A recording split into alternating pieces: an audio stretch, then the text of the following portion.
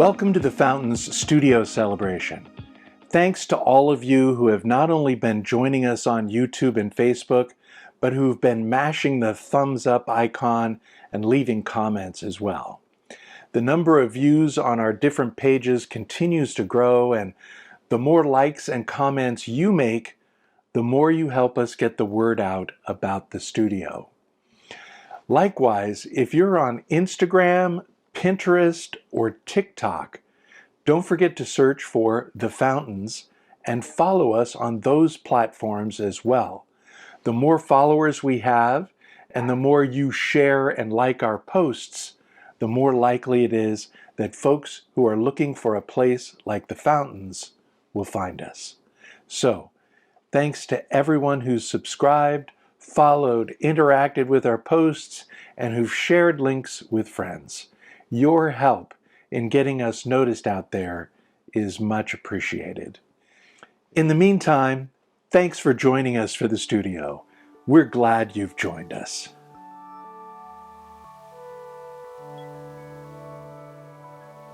Join me as we get in the spirit. We come together in search for truth and purpose. May we greet one another with open hearts and minds. Inspire each other to consider new questions. And seek deeper meaning. Let all who join us sense the presence of the holy.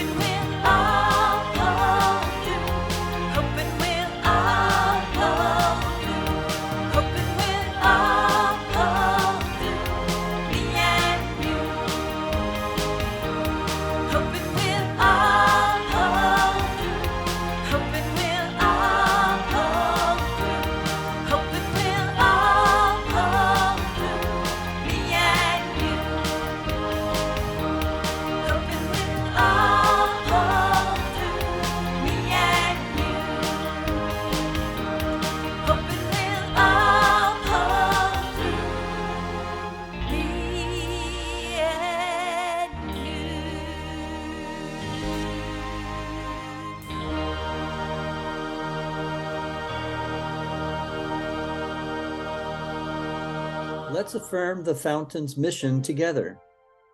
As followers of Jesus, We put love first.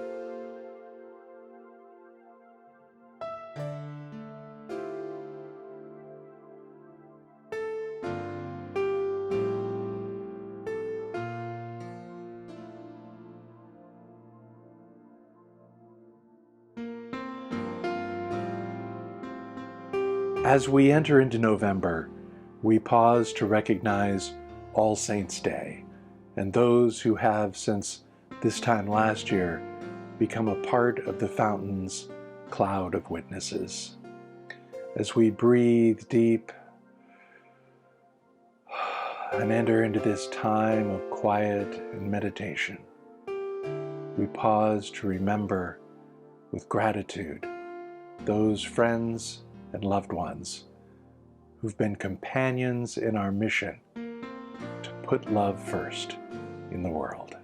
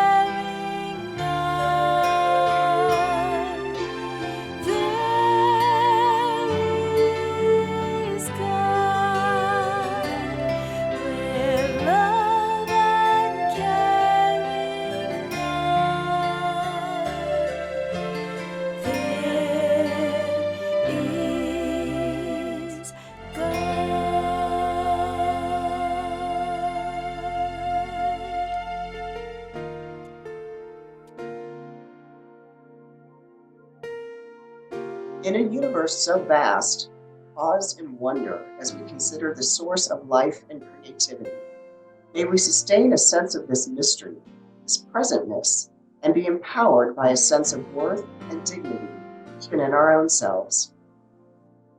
In our day-to-day living beyond this time of celebration, may we be surrounded with the spirit of life and vitality, of healing and restoration, of acceptance and quietness of mind.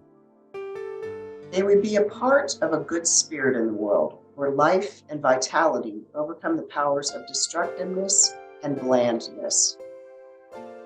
May all of us this day, in all our diversity, become sojourners together on pathways of goodwill, generosity, compassion, and justice. May our living be enlarged by the ageless truths found within all traditions and within all peoples.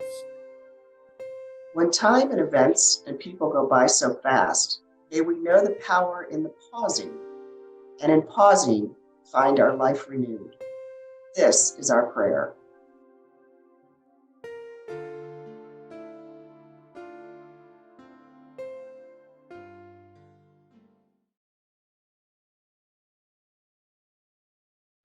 We offer this time of quiet, bringing our whole selves in the name of the one who taught his first followers to pray the prayer we now sing together.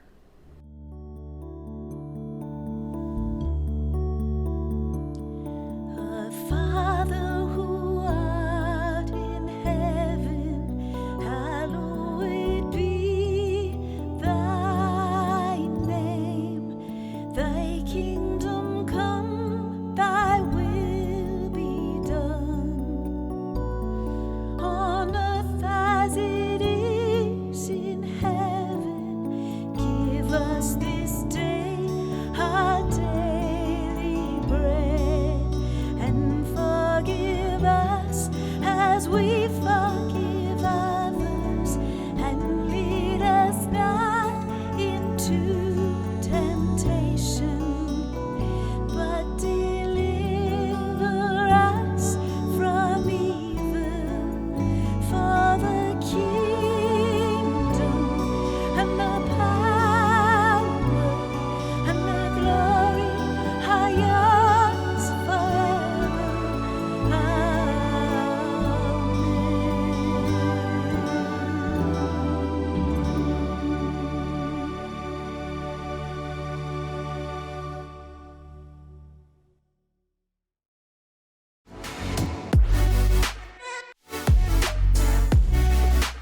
Hi. For our mission moment, I want to talk with you about a tradition that the Fountains has done for many years now in November, and that is our Table of Plenty. Each week in November, please bring your non-perishable food to the church, and we will place it all around the communion table to show our Table of Plenty. This food will be going to support Extended Hands Food Bank. They are in dire need as the demand for food has really stepped up in these times. So for the next 3 Sundays, we hope that you will participate and just bring your food, and we're going to have a wonderful array of plenty around our table to share. Thank you.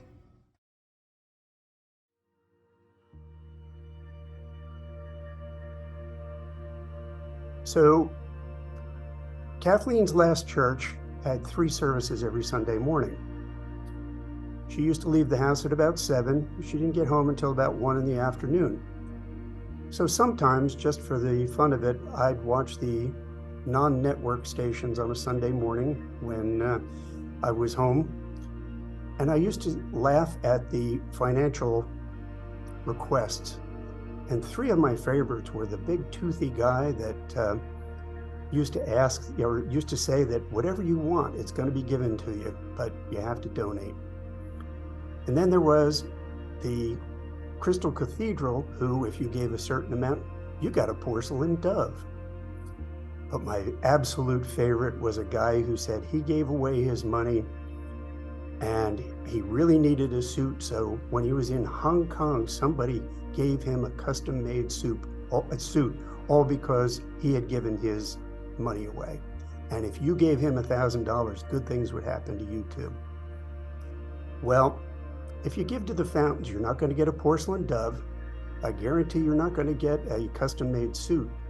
What you will get is the satisfaction of knowing that you're giving to something that gets a very important message out, particularly at this time with what's going on in the world. So please, give what you can. Thank you.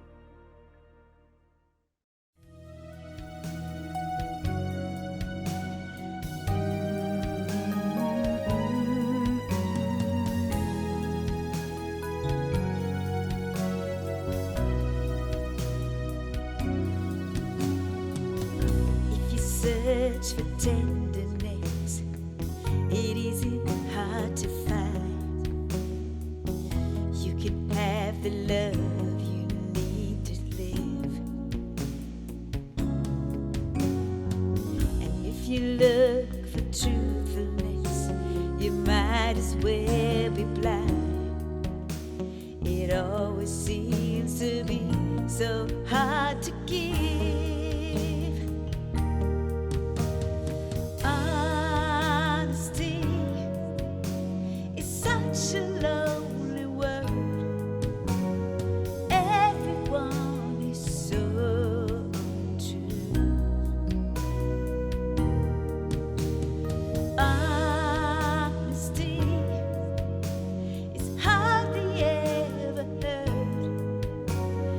Mostly what I need from you. I can always find someone to say they sympathize if I wear my heart out on my sleeve. But I don't want some handsome face to tell me great big lies. All I want is someone to believe. Honesty is such a lonely word. Everyone is so untrue.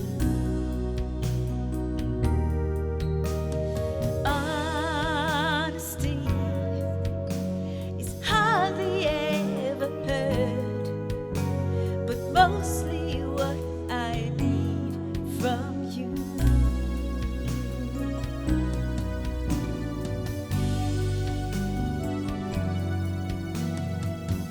I can find a lover, I can find a friend, I can have security until the bitter end. Anyone can comfort me with promises again. I know, I know.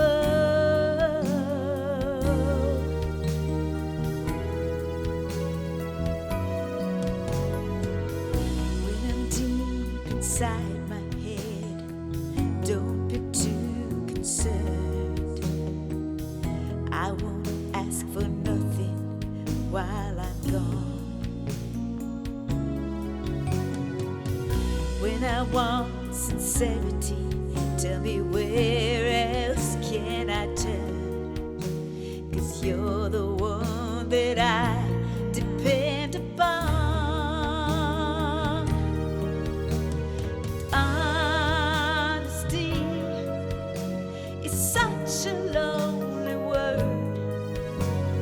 Everyone is so untrue.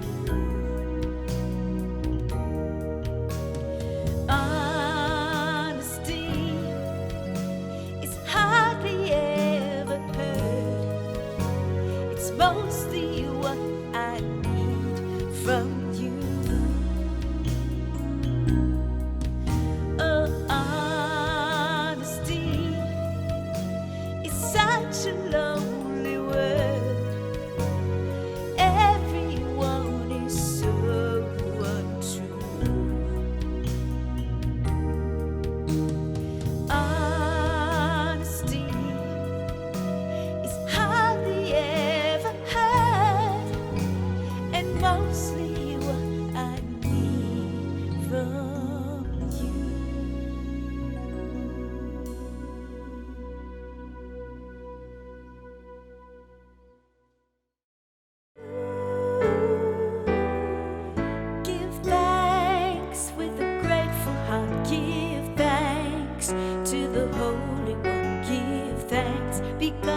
God's given Jesus Christ the Son. And now let the weak say I am strong.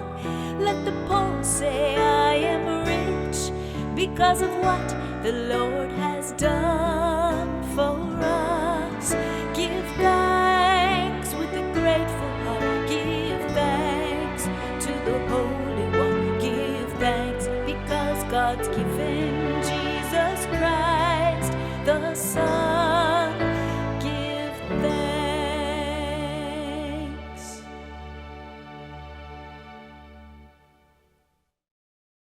Today's readings from Genesis are excerpts from one of the great works of ancient literature, the story of Noah. While we don't have time to read the entire story, essentially Genesis 6 through 9, we do have time to read enough to make you go, huh? And that'll suffice. The two paragraphs you're about to hear are both in Genesis, side by side, but because of cultural conditioning, your brain has actively shut out one of these passages. So listen carefully to the details, and what you'll hear are two very different accounts of the same event by two different sources. These authors have come to be called the Yahwist and the priestly authors, or J and P for short. And they're intertwined throughout Genesis 6 through 9, but they offer wildly different accounts. For example, in J, it rains for 40 days and 40 nights, and then takes 21 days for the waters to recede. But in the P version, it rains for 150 days, and the waters are on the ground for a year and 11 days. Now, if you've read the account of the flood and didn't notice this conflict, don't be dismayed. Almost everyone misses it until someone points it out. We're programmed to miss it because we know how the story goes from when we were 6 years old. We know the truth, and anyone who says otherwise is up to no good and needs to be called out as wrong, right?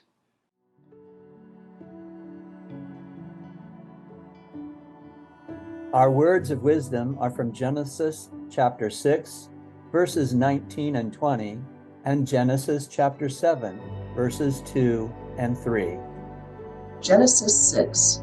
And of every living thing, of all flesh, you shall bring 2 of every kind into the ark, and keep them alive with you. They shall be male and female. Of the birds according to their kinds, and of the animals according to their kinds. Of every creeping thing on the ground according to its kind. 2 of every kind shall come into you to keep them alive. And from Genesis 7, take you with you 7 pairs of all clean animals, the male and its mate, and a pair of animals that are not clean, the male and its mate, and 7 pairs of birds of the air also, male and female, to keep their kind alive on the face of all the earth. Hear what the Spirit is saying to the church. Thanks be to God.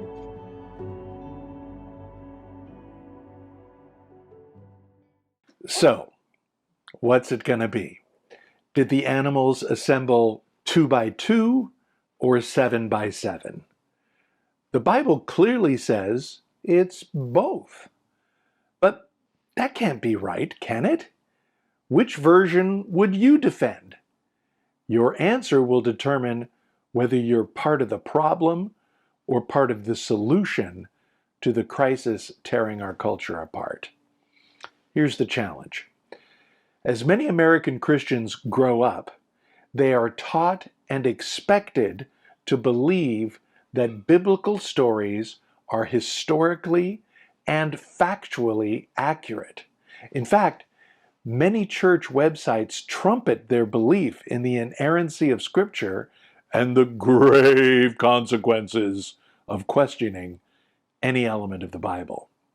So, Despite the impossible scientific logistics and the appalling genocidal theology, the latest polling suggests that approximately 60% of Americans believe that the biblical story of Noah's flood is an historical, factual account.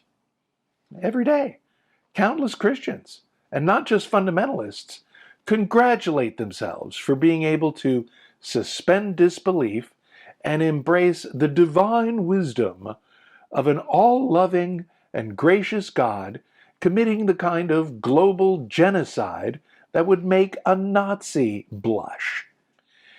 And if you don't think this slops over into real-world consequences, let me point out to you that our new Speaker of the House, Mike Johnson, is one of these people who is untethered from reality. He provided enthusiastic legal counsel to Ken Ham's Ark Encounter, successfully securing major tax breaks to build a full-size Ark replica in the Kentucky countryside. Also, just this week, I saw several articles pop up online claiming that archaeologists in Turkey, who, surprise, turn out to be fundamentalist Christians, have unearthed what they believe could be the remains of the real Noah's Ark. Several of the articles even appeared in those bastions of biblical archaeology, Popular Mechanics, and the New York Post. Never mind that for over 50 years, 99.999% of archaeologists have said over and over again that the so-called Duripinar Formation is not the result of a petrified shipwreck, but is a natural rock formation, or that there is absolutely no geologic record of a global flood to begin with, or that, as we heard in our passages today, the Bible itself has two contradictory stories of the flood that were never meant to be taken as fact. None of that matters, because people are going to believe what they learned when they were 6 years old and are not going to be swayed by the facts. And just to stay in the realm of current events, let's consider the war in the Middle East. Let me be clear. I am appalled at and condemn the acts of terrorism perpetrated on innocent Israelis by Hamas in October. But I'm also troubled by what, by any measure, is an excessive use of retaliatory force being visited upon innocent civilians in Gaza. And one of the most oft-heard justifications for the Israeli government's unbridled response is the belief of some that they were literally given the land by God Himself. And where does that belief come from? From the biblical promise to Abraham and the story of Moses. God leading the Israelites out of Egypt, across the Jordan River, and into the land of milk and honey, now being fought over by Israelis and Palestinians. But here's the rub. The Exodus never happened. Jewish slaves did not build the pyramids. There's absolutely no archaeological evidence for the ancestors of the Jews having ever lived in Egypt, let alone traipsing across the Sinai and returning to Jerusalem. And go ahead, ask any non-fundamentalist rabbi and they'll tell you. These are good stories, but not fact. So, just like Christian pastors hesitant to talk about the resurrection being metaphor and not literal fact, they might hesitate to talk about it openly. Why? Because, as Andy Rooney said, people will generally accept facts as truth only if the facts agree with what they already believe. Look, People have invested so much in believing these stories to be factually true, they just can't bring themselves to seeing them any other way. Even though, like Noah's 2x2 or 7x7, the Bible itself doesn't support their obsession with making the fanciful factual. Blogging on Patheos, Baptist pastor Chuck Queen writes that fundamentalism feeds and grows on the gullibility of people to believe what they want to believe. It thrives on the propagation of beliefs that defy logic, reason, science, and common sense, but somehow appeal to our lower instincts and passions. While many Catholics and mainline Protestants have taken the last 150 years of expert biblical and theological scholarship to heart, fundamentalists have proudly embraced the rejection of science and rational thought as a badge of honor.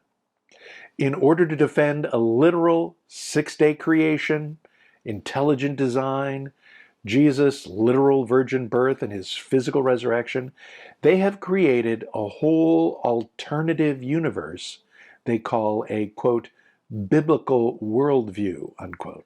So, having been marinated in this alternative, fact-free perspective for generations, is it any wonder that they then are the first to be taken in by those recent additions to our political lives, alternative facts, fake news, and the incredibly bizarre fantasy world of QAnon? You heard me. Our current national nightmare of grievance politics, Christian nationalism, and scorched earth partisan political standoffs comes to you courtesy of, that's right, Christianity, and a particularly toxic version at that. In analyzing people's susceptibility to fake news, writer Christopher Douglas notes that Americans' tendency to embrace alternative facts and reject anything they don't understand as fake has its historical origin in Christian fundamentalism's rejection of facts in general and of expert elites in particular. One of the principal methods utilized by the church is also at the heart of any good propaganda effort. It's called the illusion of truth effect, also known as the reiteration effect. It leverages people's tendency to believe false information as correct after repeated exposure. Napoleon reportedly said that there is only one figure in rhetoric of serious importance, namely repetition. This has been honed into an art form by our former president, who has clearly espoused the strategy of, as long as you keep repeating something, it doesn't matter what you say, they'll believe it. And what we've learned is that if this horse has already left the barn, you're in big trouble. As Winston Churchill said, a lie gets halfway around the world before the truth has a chance to get its pants on. So what to do? The first thing may be the hardest task of all, and that is to be reconciled to the fact that many in our culture have not only been conditioned by their Christian upbringing to reject facts, but praised for rejecting facts, despite the evidence. In order to belong, conventional Christians are taught that it is a virtue to believe unbelievable things, that it is appropriate to project their superiority over others, and that harming or diminishing those who are not like us or who don't believe as we do is a demonstration of faith. On the other hand, one of the primary characteristics of a more progressive perspective is to reject black and white thinking and be open to new possibilities. And the good news is that the Bible supports that same perspective. We see it in our passages today. The animals parading into the ark, both 2 by 2 and 7 by 7. Well, it can't be both. Why not? Haven't you ever heard the expression, 2 Jews, 3 opinions? That's why there are 2 flood stories, 2 creation stories, 2 Exodus stories, and on, none of which agree with each other on the details. They're not supposed to be history. They're stories told to generate dialogue and conversation, not lay out the facts. Then it's in the conversation, it's in the give and take where we have the opportunity to establish what things mean, what is true and best for us as a community. It's the same with our Christian tradition. There are 2 very different birth narratives in our Gospels, neither of which agrees on anything other than Jesus having been born. The Synoptic Gospels and the Gospel of John don't agree on anything. And there are no less than 4 different versions of Jesus' death and resurrection that don't agree on order of events, characters, or dialogue. Does that mean the Bible is lying? No. It means that at least 4 different authors did their very best to convey what Jesus meant to their communities, and the early church was wise enough to include all 4 versions, despite the contradictions. The rest is up to us to figure out in dialogue with one another. And this is where we have our opportunity. Our challenge is to not fall into the trap of black and white dualistic thinking that sets up adversarial relationships. Instead, we have the opportunity to transcend our primal us versus them mentality. And let's be real, we are not going to argue a fundamentalist Christian into changing their beliefs. But we can find common ground in asking just one question. What does this story mean? Let's leave behind any arguments over whether this or that happened this or that way. What does it mean for you, for me, for our relationship?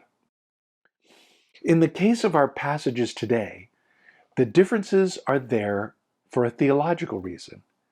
It was important for the priestly author to include 7 pairs of clean animals because in the priestly telling of the story, the first thing Noah does when he disembarks, is to offer an animal sacrifice to God. And if he wanted to do that, he'd better have more than just 1 pair of each species. Otherwise, whoops, extinction. So, what are the priorities of each one of these authors? What were they trying to say to their original audience? And what of that message has any bearing on our lives today? Even saying to someone, you know, there's another way of looking at that, may be too uncomfortable a conversation with significant others in our lives. But asking, tell me what that passage means, can open up one-on-one dialogue in relationships of trust and diffuse the you're wrong and I'm right kind of confrontation. Look, is there a single major crisis in the world right now that doesn't have, at least in one significant way, its roots in religion? Religion drives people crazy. But as that great theologian Sting reminds us, people go crazy in congregations. They only get better one by one. And that's our fix, to be in conversation with people one by one about meaning, not about what they're supposed to believe or whether this or that actually happened or not. What do you think this story means? And in the conversation, we start to build trust and plant the seeds of healing. Many years ago, the Emperor of China was getting old and had no male heir.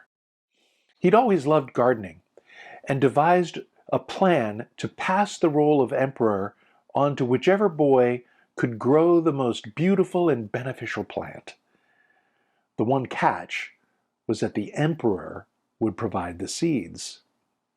The word went out and boys flocked to the palace for the seeds. Among them was a boy who, despite carefully planting his seed in rich soil, watering it and caring for it, nothing happened. All around him, the seeds planted by other boys quickly sprouted and grew. They laughed and taunted the boy with the barren pot. He tried replanting it. He tried new fertilizer, more sun, but nothing worked. Finally, the day came to take the plants to the emperor.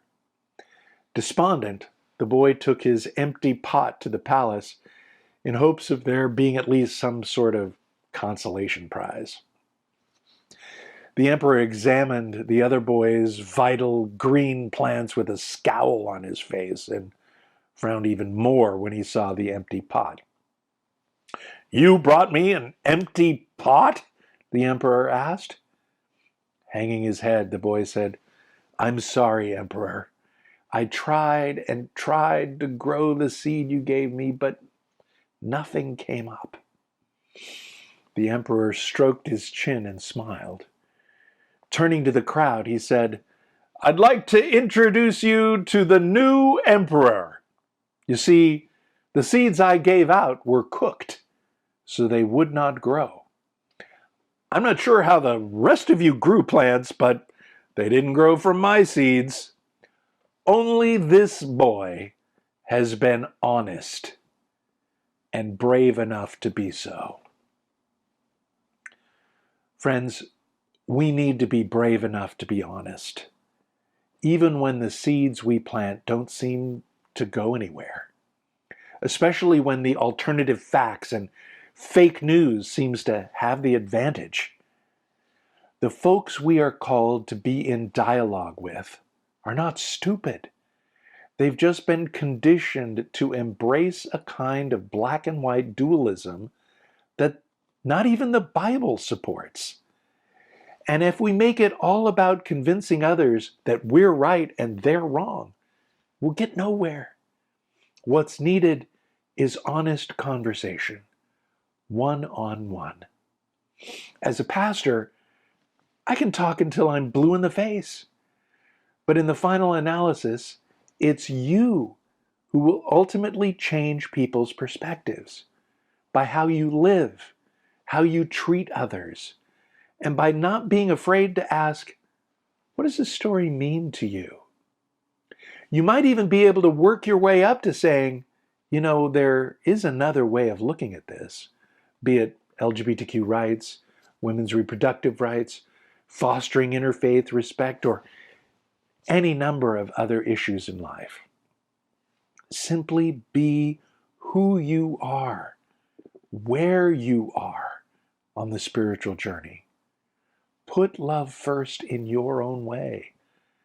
Don't give in to the tribal impulse to prove others wrong and yourself right, or feel despondent because your efforts aren't as flashy as those who promote a different take on things.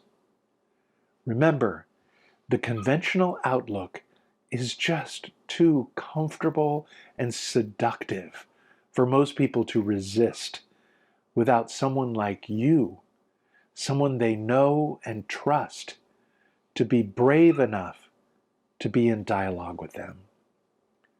So just be honest. And with all the frustrations and seeming lack of success you'll experience, and take it from someone who knows, you will have a lack of success. Despite all of that, one or two people along the way will get it.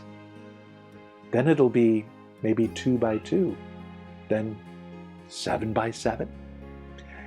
And then who's to say what part you will end up having played in transforming the world. Be well.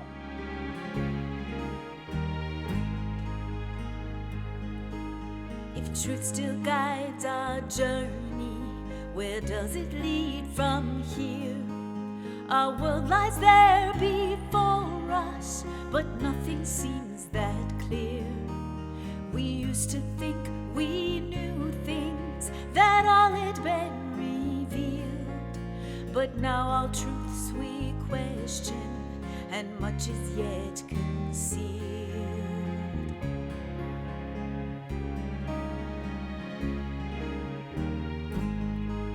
Our faith in higher powers, our confidence in love, our hope for bright tomorrows, our trust in things above. Each must be proved and tested.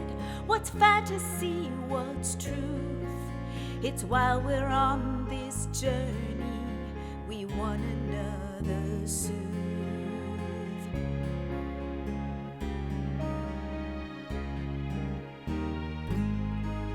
If we would share with others the way we choose to live, if justice and compassion inspired us all to give, we would not need to worry that truths do not agree, for all could live together in love and harmony.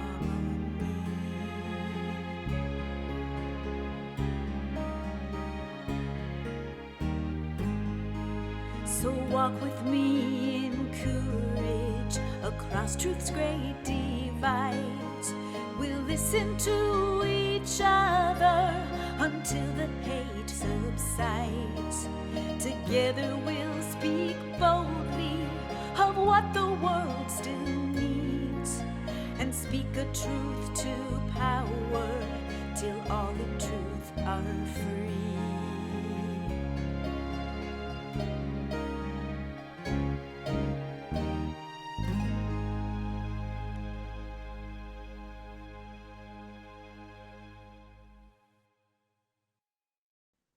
Hear these words of challenge and blessing as we go. May we know the Creator, heart of life, deep in us. And Jesus as the Christ be present in our very being. And may the Spirit inspire our search for truth, compassion, and peace. Amen.